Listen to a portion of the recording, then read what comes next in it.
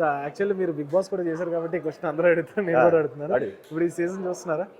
చూస్తున్నారా? ఎవరి ఆట ఎలా అనిపిస్తుంది ఏంటి అసలు? నాకు గౌతమ్ది బాగుంది. గౌతమ్ది అంటే నాకు గౌతమ్ విన్నర్ కావాలా అని ఉంది. ఎందుకంటే ఈ గౌతమ్ ఒక్కడు కొంచెం సోలోగా ఉన్నాడు. ఇప్పుడు ఆల్రెడీ మిగతా వాళ్ళంతా నలుగురు ఫ్రెండ్స్, ముగ్గురు ఫ్రెండ్స్ ఆల్రెడీ బయట పరిచయం ఉండే.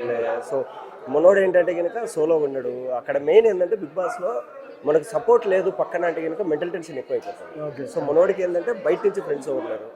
సో గౌతమ్ గేమ్ బాగుంది, గౌతమ్ విన్నర్ అయితే బాగుంది అనిపిస్తుంది. నిన్న కూడా అదే టాపిక్ వచ్చింది. ఇప్పుడు గ్రూప్ ఉంటే తప్ప అంటే బిగ్ బాస్ లో గ్రూప్ గా ఆడితే తప్ప సింగిల్ గా ఆడితే కరెక్టా అనే టాపిక్ వచ్చింది. గ్రూప్గా ఆడటం తప్పు కాదు, కానీ సింగిల్గా వచ్చేవాడికి ఇప్పుడు సింపుల్. ఇప్పుడు ఇండస్ట్రీకి వచ్చినప్పుడు ఒక సెకండ్ జనరేషన్ హీరో అంటాడు, ఒక మిడిల్ క్లాస్ నుంచి ఎదుగుతూ వచ్చిన హీరో అంటాడు.